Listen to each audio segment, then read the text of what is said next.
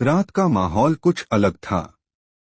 आसमान पर हल्का सा चांद चमक रहा था, जैसे कोई बड़ी खुशखबरी लाया है।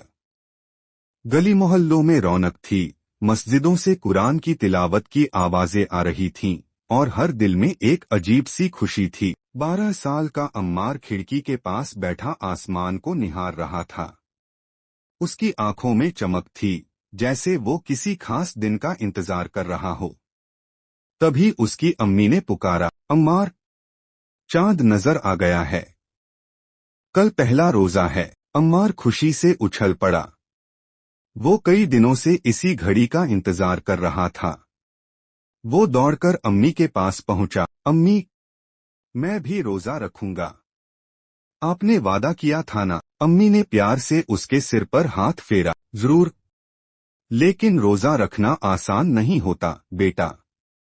भूख, प्यास और सब्र का इम्तिहान देना पड़ता है। अम्मार की आंखों में हिम्मत झलक रही थी। मैं सब कुछ सह लूंगा अम्मी, मुझे भी अल्लाह की खुशी चाहिए। उस रात अम्मार बड़े अरमानों के साथ सो गया, दिल में एक मजबूत इरादा लिए हुए कि सुबह की अजान के साथ उसका पहला रोजा शुरू होगा। मगर क्या वो वाकई पूरा दिन सब्र कर पाएगा? रात का आखिरी पहर था। घर में हलचल मची थी। अम्मी ने दस्तरखान पर गर्म परांठे, दही और खजूरें सजाई थीं। पूरा घर सहरी के लिए जाग चुका था, लेकिन अम्मार की आंखें नींद से भरी हुई थीं। जैसे ही अम्मी ने उसे जगाया, उसने करवट बदली और मुंह पर तकिया रख लिया। अम्मार, उठो बेटा, सहरी का वक्त जा रहा है। अम्मी ने प्यार से पुकारा। अम्मार ने उनीदी आंखों से देखा और धीरे धीरे उठकर बैठ गया। अम्मी, मुझे बहुत नींद आ रही है, उसने थकी हुई आवाज में कहा। अब्बू ने मुस्कुराते हुए कहा, बेटा, ये भी रोजे का हिस्सा है। अगर सहरी नहीं खाओगे तो दिन में और मुश्किल होगी। अम्मार ने हिम्मत करके एक परांठा खाया और खजूर के साथ पानी पिया। जैसे ही मस्जिद से फजर की अजान की आवाज आई, उसने हाथ उठाकर मासूमियत से दुआ की। अल्लाह जी, मेरा पहला रोजा कबूल कर लेना। नमाज के बाद अम्मार बिस्तर पर गिर पड़ा। वो सोच रहा था कि थोड़ी देर सोने के बाद रोजा रखना आसान हो जाएगा, लेकिन उसे अंदाजा नहीं था कि असली इम्तिहान अभी बाकी है। दोपहर का वक्त था। सूरज आसमान पर जैसे आग बरसा रहा था। अम्मार के लिए समय जैसे थम गया था। वो बार बार दीवार पर लगी घड़ी को देखता, लेकिन लग रहा था कि सुइयां हिल ही नहीं रहीं। अम्मी, इफ्तार में कितना वक्त बाकी है? अम्मार ने थकी हुई आवाज में पूछा। अम्मी ने मुस्कुराकर उसके सिर पर हाथ फेरा। अभी तो असर की नमाज भी नहीं हुई बेटा, थोड़ा और सब्र करो। अम्मार ने गहरी सांस ली और किताबें खोलने की कोशिश की, लेकिन भूख की वजह से ध्यान लगाना मुश्किल हो रहा था। उसकी आंखों के सामने खाने की तस्वीरें घूमने लगीं, कभी समोसे, कभी जलेबी, कभी ठंडे शरबत की कल्पना। आखिरकार वो थककर लेट गया।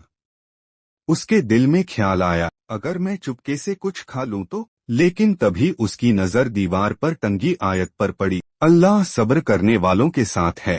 अम्मार की आंखों में आंसू आ गए। उसने जल्दी से अपनी चादर खींची और दिल से दुआ की, या अल्लाह, मुझे मजबूती दो, मैं आपके लिए रोजा रख रहा हूँ। दुआ के बाद उसे थोड़ा सुकून मिला, लेकिन दिन की कठिनाई अभी खत्म नहीं हुई थी। असर की अजान के बाद गर्मी और तेज हो गई थी। सूरज जैसे अपनी पूरी ताकत से चमक रहा था। अम्मार खिड़की के पास बैठा बाहर देख रहा था। बच्चे गली में खेल रहे थे, लेकिन वो कमजोरी के मारे उठ भी नहीं पा रहा था। उसके गले में जैसे कांटे चुभ रहे थे। प्यास इतनी तेज थी कि हर पल जुबान सूख रही थी।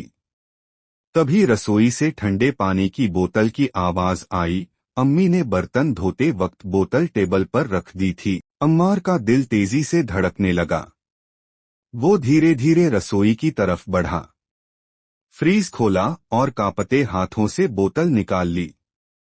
पानी की बूंदें बोतल के बाहर लहरा रही थीं, जैसे उसे बुला रही हों। बस एक घूंट, कोई नहीं देख रहा, उसके मन में आवाज आई। लेकिन जैसे ही उसने बोतल को होठों के पास लाया, उसे अब्बू की बात याद आ गई। रोजा सिर्फ भूख प्यास से नहीं बल्कि अल्लाह के लिए खुद को काबू करने का नाम है। अम्मार ने फौरन बोतल वापस रख दी। उसकी आंखों में आंसू आ गए।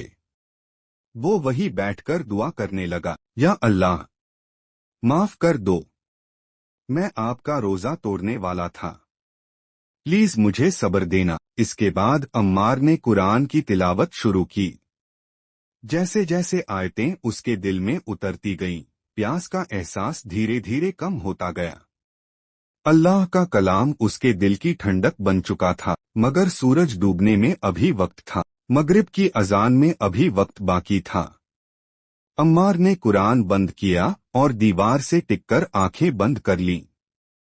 उसका बदन थकान से चूर था, लेकिन दिल को एक अजीब सा सुकून महसूस हो रहा था, जैसे उसने कोई बड़ी जंग जीत ली हो। रसोई से समोसे और पकौड़ों की खुशबू आ रही थी। टेबल पर खजूरें, फल और ठंडा शरबत रखा हुआ था।